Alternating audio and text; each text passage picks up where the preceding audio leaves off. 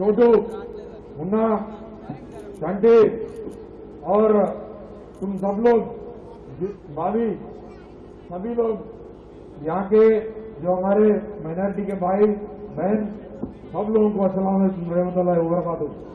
మా ముఖ్య సోదరులందరూ కూడా నా నమస్కారాలు తెలియజేస్తా ఉన్నా. వేదిక మీద ఉన్న కార్పొరేటర్లు కానీ లేకపోతే ఇతర నాయకులందరూ కూడా పేర్లు లేకపోతేమనుకోవచ్చు.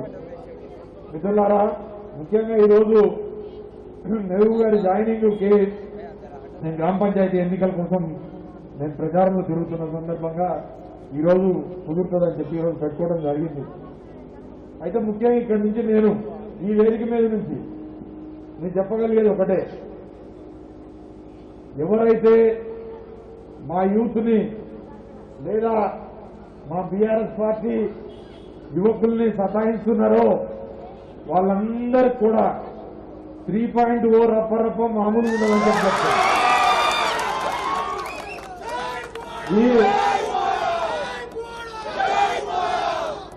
అధికారము, పోలీసులు ఇవన్నీ కూడా పర్మనెంట్ కాదు. ఎప్పుడు ఇవాళ ఇటు ఉంటుంది, రేపు అటు ఉంటుంది. మా ముందు కూడా ఈ జీపులు కుయ్యి అని చాన్ తిరిగి, మా వెనకాల కూడా చాలా గన్మెన్లు తిరిగిర్రు. అవన్నీ చూసిన మేము కొత్తగా పాదయాలు. ఈ పోలీసులకు కూడా అదే చెప్తున్నా నేను. ప్రత్యేకించి ఈ వేదిక మీద నుంచి ఆ వంటం సీఏగా చెప్తున్నా నేను,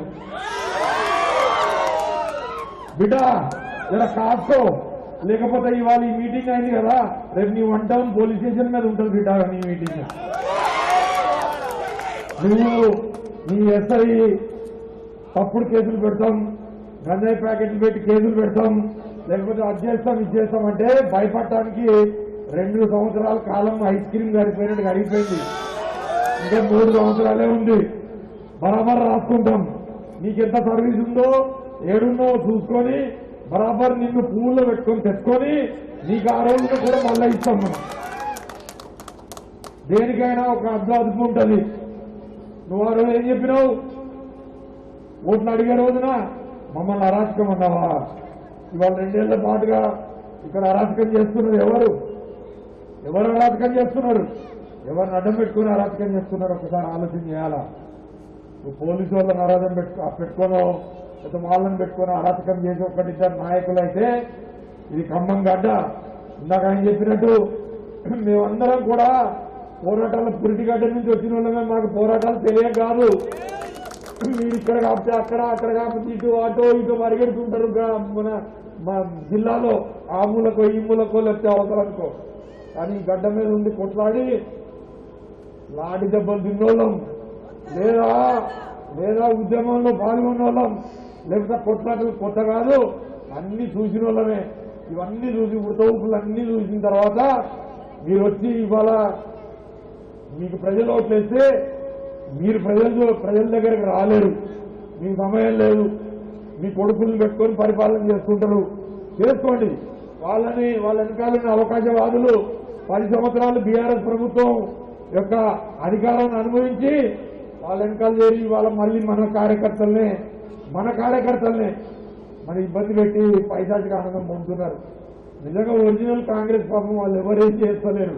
ఎందుకంటే వాళ్ళకి అధికారం వచ్చిన పాపం వాళ్ళ దగ్గరే చేరాలి అధికారం. మళ్ళీ ఈ దొంగలే తెలిసిరు అడిపోయి వీళ్ళ వెనకాల చేరి ఈ అతి ఓవర్ యాక్షన్ 10 ఏళ్ళు మన వెనకాల ఉండి 5 ఏళ్ళ నుండి అనుభవించిందే ఇవాళ అక్కడ పుట్టి ముచ్చిందని చెప్పి ఈ సందర్భంగా నేను తెలియజేస్తా ఉన్నా. ఇవాళ ఎవరైనా సరే నేను చెప్తున్నా, సరే నా రెక్కల కష్టమా, కేటీఆర్ పార్టీ పుణ్యమా, ప్రజలు దీవించిర్రా, మనం చేసిన అభివృద్ధి వల్లనా వాళ్ళు గెలిచారు. నీ అవకాశం కోసం నువ్వు మారినావు పార్టీ. ఆ రోజున నన్ను మోసం చేసినావు. కానీ ఇక్కడ డివిజన్లో ఉన్న ప్రజల జోలికి వచ్చినా లేదా నా కార్యకర్తల జోలికి వచ్చినా బిడ్డ, రేపు రాబోయే రోజుల్లో మళ్ళా ఏమనేది బీఆర్ఎస్ పార్టీ ఉద్యమ స్ఫూర్తి ఏందనేది తప్పకుండా చూపిస్తుంది. నిన్నన్నాడు అందుకనే కేసీఆర్ అన్ని రోజులు ఒక్క తీరు ఉండవు, మళ్ళా మారుతాయి. రాత్రి తర్వాత పగలు వస్తుంది, కష్టం తర్వాత సుఖం వస్తుంది, ప్రతిపక్షం తర్వాత అధికారం వస్తుంది. నువ్వు 10 ఏళ్ళు మేమున్నాం అధికారంలో, నువ్వు 5 ఏళ్ళు ఉన్నావు. నీ 5 ఏళ్ల అధికారాన్ని సరిగ్గా అనుభవించుకో, జాగ్రత్త. ఇప్పుడు 2 ఏళ్ళు అయిపోయాయి.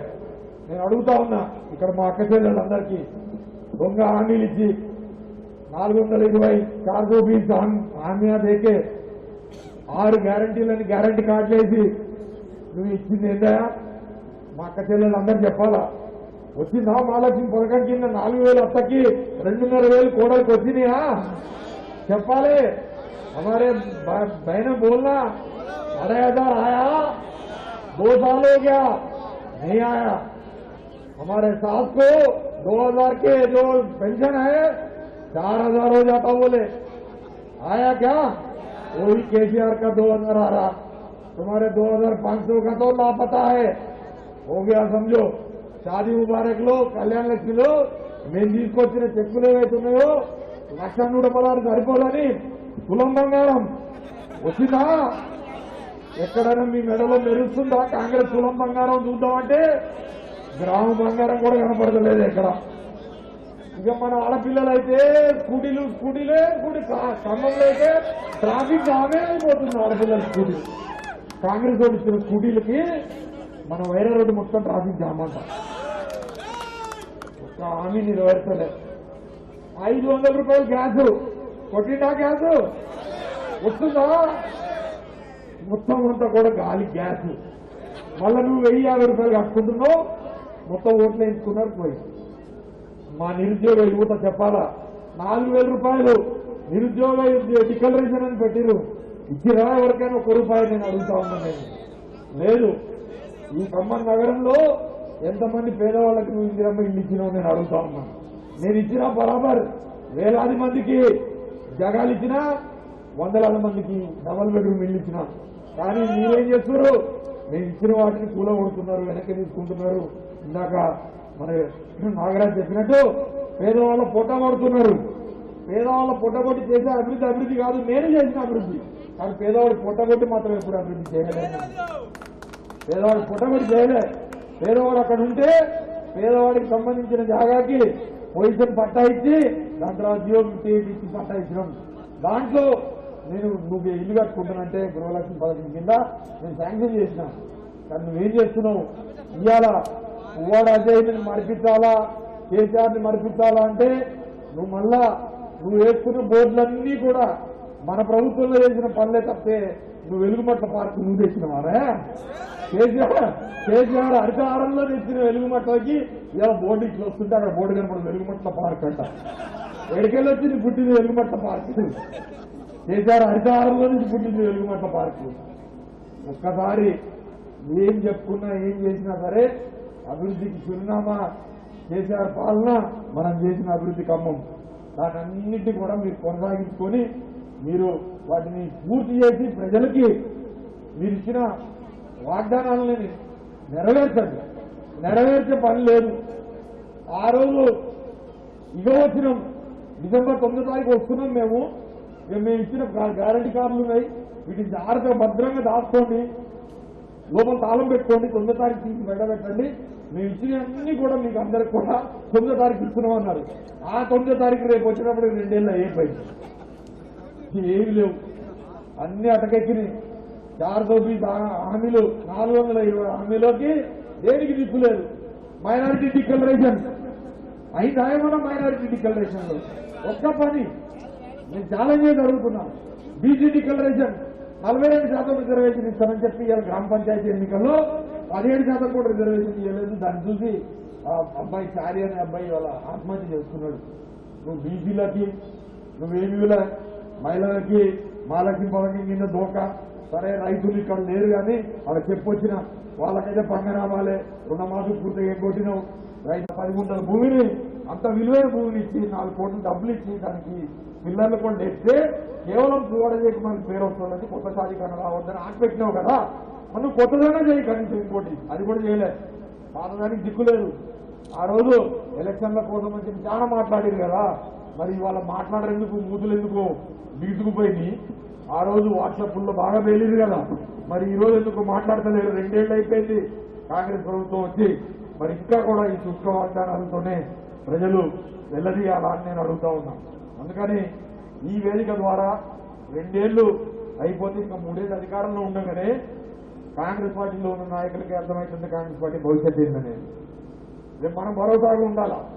కేసీఆర్ మళ్ళా వస్తాడు, పక్కా మళ్ళా బీఆర్ఎస్ ప్రభుత్వం వస్తుంది, కేసీఆర్ ముఖ్యమంత్రి అవుతాడు, మళ్ళా ఈ రాష్ట్రంలో మంచి పరిపాలన వస్తుంది. 24 గంటల కరెంటుకి ప్రతీక, పట్టణాలు బ్రహ్మాండంగా అభివృద్ధి చెంది, గ్రామాలు అభివృద్ధి చెంది, ఖమ్మం లాంటి నగరాన్ని అద్భుతమైన ఒక మరి మంచి మెరిసే తుడకలాగా తయారు చేసి ప్రజలకు అప్పచెప్పారు. చరిత్ర సృష్టించినోడు ఇప్పుడు ఆ చరిత్రని తిరగరాయబోతున్నాడు. అబద్ధాల గోడల్ని బద్దలు కొట్టి నిజాలను రాగా మీ ముందుంచబోతున్నాడు. నిజమైన వార్తల కోసం వెంటనే డౌన్లోడ్ చేసుకోండి రా యాప్ని.